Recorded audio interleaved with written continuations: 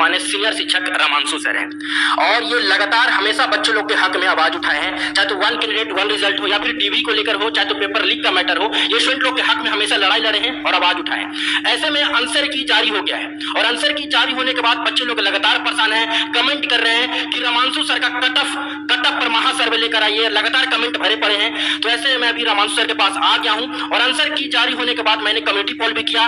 Community पोल का क्या कुछ रहा, बच्चे लोग कितना से कितना मार्क्स ला रहे हैं, ऐसे में ये भी दावे ठोके जा रहे हैं कि यहाँ पर 5 से 6 सवाल ऐसे हैं जो गलत हैं, तो क्या इसका बोनस मार्क्स मिलेगा।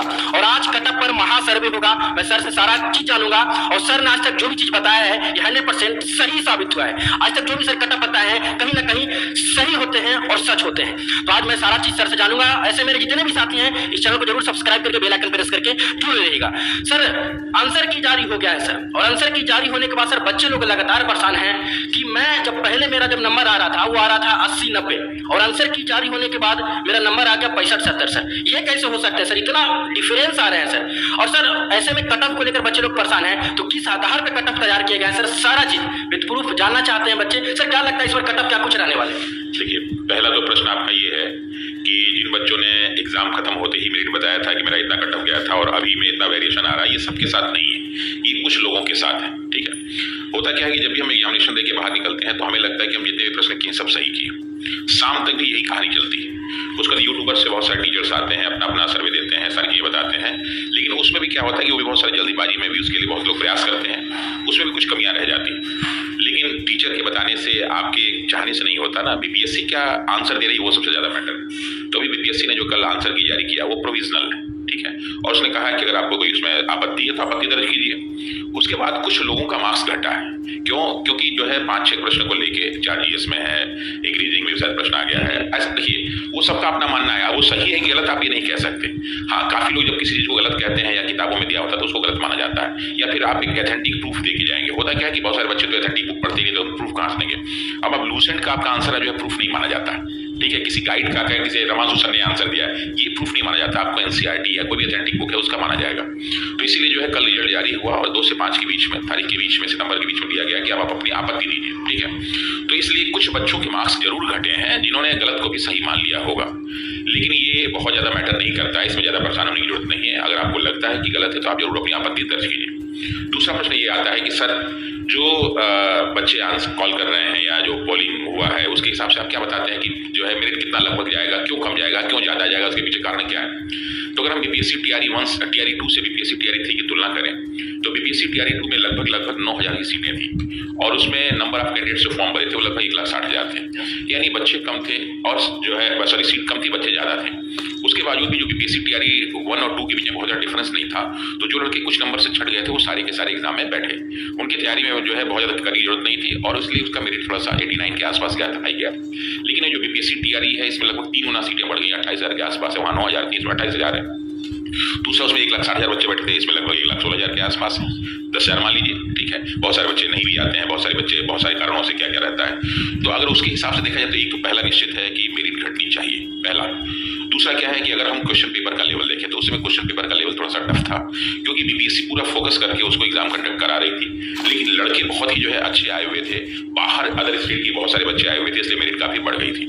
इस बार पेपर का स्टैंडर्ड लगभग 19-20 ठीक ही ठाक रहा है, तो इसलिए जो है मेरिट में थोड़ा सा परिवर्तन जरूर आएगा।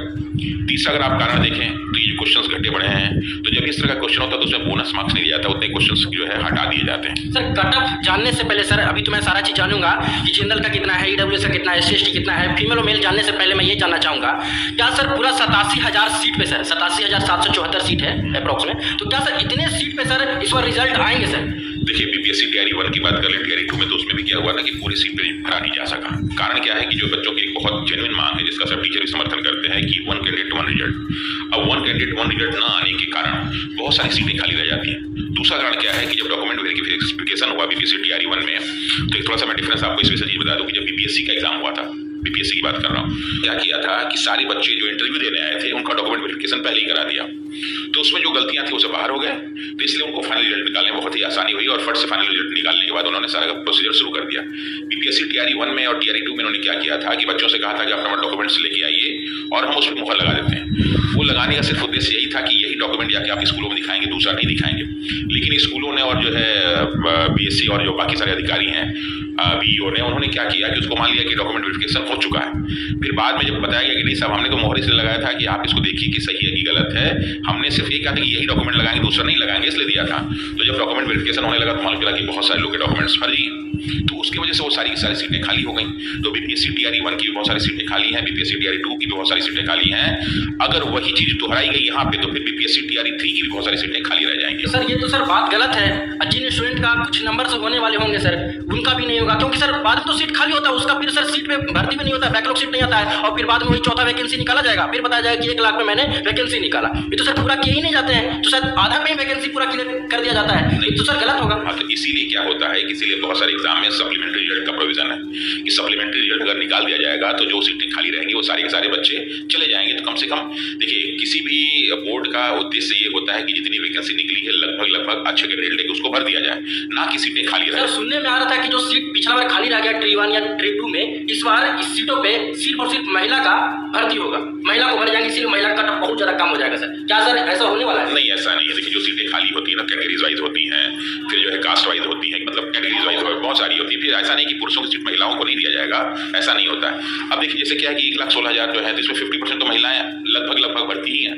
हाँ, लेकिन ये है कि ऐसा नहीं होगा कि इसमें 50% हो सकता है कि 35% 40% लड़कियां जो है फॉर्म भरी हो और उनको रिजर्वेशन पूरा मिल रहा है, तो लड़कियों के होने के चांसेस ज्यादा बढ़ जाते हैं, खासकर बिहार के एग्जाम में। इसका फायदा बाहर की लड़कियां बहुत उठाती हैं, बाहर की बहुत सारी लड़कियां यहाँ फॉर्म भरती हैं। और देखिए बीपीएससी टीआरई 1 में देखेंगे, टीआरई 2 में देखेंगे तो अदर स्टेट की बहुत सारी महिलाएं यहाँ पे सेलेक्ट हुई हैं, बहुत सारे लोगों को नौकरी मिला है। लेकिन इस बार वाले में थोड़ा सा बाहर के लोग, कुछ लोग कह रहे हैं कि ज्यादा बढ़ गया है, कुछ लोग कह रहे हैं कम है, लेकिन हमें लगता है कि अनुमान तक कुछ लोग कम ही आए पिछली बार की तुलना में। सर तो मैं जानना चाहूंगा सर, ये तो सर सारा चीजें है ही है गर्ल्स और बॉयज को लेकर, मैं अब जानना चाहूंगा sir cut off, sir girls और बॉयज में कितना अंतर हो सकते हैं, कितना अंतर रहेगा, और सर सारे का सर कैटेगरी वाइज का क्या कट ऑफ रहेगा? सर देखिए जो अभी तो एक बार फिर से आंसर प्रॉपर आ जाए तो ये 5 तक लोग बच्चे अपने आप जो है आपत्ति दर्ज करेंगे, तो हो सकता है कि 2-4 दिन में एक बार आंसर की आएगी 10 तक, उसके बाद एक प्रॉपर ढंग से कहा जा सकता है कि एक कट ऑफ आना चाहिए। सर इसमें तो जो हेरा फेरी होगा सर 3-4 नंबर का ही होगा, ज्यादा बस इसमें ज्यादा तो सर अभी काम हो जाता है, पता चल जाता है। तो अभी के अगर हिसाब से देखा जाए तो हम लोगों ने जो अनुमान हमने लगाया है कि इस बार जो है जो जनरल अनरिजर्व की जो कैटेगरीज है वो 70 ±2 के आसपास, अगर आप बॉयज में ठीक है। अगर वही फीमेल की हम बात कर लें तो फीमेल लगभग 10 नंबर 7 से 8 नंबर घट जाएगा, तो उसको अगर हम लोग मान लें तो वो जो अगर हम लोग देखने अगर 70 लेते हैं तो वो लगभग आप 62 के आसपास लीजिए, 62 के आसपास, 60 भी ले सकते हैं, 62 के आसपास, ठीक है। फिर अगर हम लोग ईडब्ल्यूएस की बात करें तो ईडब्ल्यूएस में भी लगभग 10 नंबर 8 से 10 नंबर घट जा रहा है जी बॉयज में। पहले मैं बॉयज बोलूँ फिर महिलाओं के लिए, तो ये अगर हम बात करें तो ये लगभग 62 के आसपास, और लड़कियों की अगर बात कर लें तो वो लगभग 55 के आसपास। फिर अगर हम लोग बात करें BC2 की बात करें तो BC2 में लोग 60 लड़कों के लिए और लगभग 52 के आसपास लड़कियों के लिए ±2 कर लेंगे हम, 8 नंबर घटा रहे, 10 नंबर नहीं घटा रहे। फिर हम BC1 की बात करें तो BC1 में जो है लड़कों के लिए लगभग 57 ±2 और लड़कियों के लिए लगभग 50 ±2 और 52 ±2 मान लीजिए। फिर अगर SC ST की बात करें तो SC में अगर कोई बॉयज है तो अगर वो 50 के आसपास ले आ रहा है तो नो डाउट उसके सिलेक्शन के पूरे चांस हैं। और लड़कियों की बात करें तो लड़कियां अगर जो है 42 से 45 के बीच में लड़कियां ला रही हैं तो उनके सिलेक्शन के पूरे चांस होने चाहिए आज के हिसाब से। डाउट है मेरा, पहले तो सर रिजल्ट कब तक आएगा? सर रिजल्ट को लेकर कंफर्म नहीं हो रहा, क्लियर नहीं हो रहा है, तो इतना दिन फंसाते सर अभी आंसर की जारी किया गया है, अब काम में तेजी आया है। ऐसे में सर 1 कैंडिडेट 1 रिजल्ट इस बार लागू हुआ कि नहीं? इतना बड़ा आंदोलन किया गया, इतना प्रोटेस्ट किया गया सर, क्या लागू हुआ कि नहीं? और ये सर DB पहले होगा या नहीं? देखिए हमें नहीं लगता है कि 1 कैंडिडेट 1 रिजल्ट वाला लागू हो पाएगा, क्योंकि अगर इन्होंने 1 कैंडिडेट 1 रिजल्ट वाला लागू करे तो फिर बीपीएससी टीआरई 4 कैसे देंगे? क्योंकि बीपीएससी टीआरई 4 भी तो देना है, तो इसलिए चांसेस कम है कि सीट खाली रखना चाहता है। हाँ, सीट्स खाली रहेंगी ही रहेंगी, ठीक है। होना देखिए होता है, होना चाहिए, और देखिए होगा कि नहीं होगा, तो होना तो बिल्कुल ही कि 1 सीट पे 1 ही कैंडिडेट का रिजल्ट आना चाहिए, लेकिन ऐसा भी कोई प्रोविजन बना नहीं, तो कहेंगे अधिकारी बोल देंगे साहब ऐसा प्रोविजन है नहीं तो हम कहाँ से दें। इसमें सप्लीमेंट्री रिजल्ट वाला अगर इंक्लूड कर जाता है ना तो बच्चों की बहुत सारी समस्या का समाधान हो जाता। और दूसरा एक बहुत महत्वपूर्ण तथ्य है कि डॉक्यूमेंट वेरिफिकेशन अगर पहले हो जाए, पहले का मतलब क्या है कि जब रिजल्ट घोषित होता है उसी समय डॉक्यूमेंट वेरिफिकेशन हो जाए प्रॉपर ढंग से, तो उससे क्या होगा कि बहुत सारी जो सीटें खाली रह जाती हैं मालूम चल जाएगा। लेकिन दिक्कत उसमें भी होगी, क्योंकि उसका भी कोई फुल प्रूफ अभी सिस्टम बना नहीं है। तो इसलिए ये दोनों समस्या, डॉक्यूमेंट वेरिफिकेशन और वन सीट वन रिजल्ट वाला ही सबसे बड़ा समस्या क्रिएट करेगा। और इसका इनको सरकार को और जो है बोर्ड को, बीपीएससी को इसका प्रॉपर निकालना चाहिए, निस्तारण कि इसका सही उपाय क्या हो जाएगा।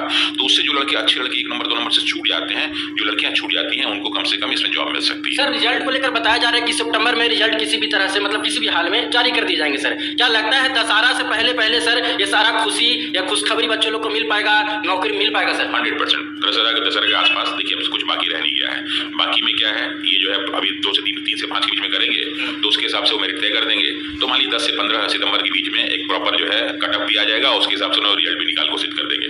तो मुझे लगता है कि सितंबर में ये प्रक्रिया कंप्लीट होगी, तो अक्टूबर में जो है डॉक्यूमेंट वेरिफिकेशन के साथ साथ ज्वाइनिंग की प्रक्रिया शुरू हो जाएगी। तो दोस्तों आपने सुना रमांशु सर ने क्या कुछ बातें बताई हैं कट ऑफ को लेकर और रिजल्ट को लेकर कब तक जारी किया जा सकता है। तो फिलहाल इस वीडियो में इतना ही। आगे की अपडेट के लिए चैनल के माध्यम से जुड़े रहिए। धन्यवाद।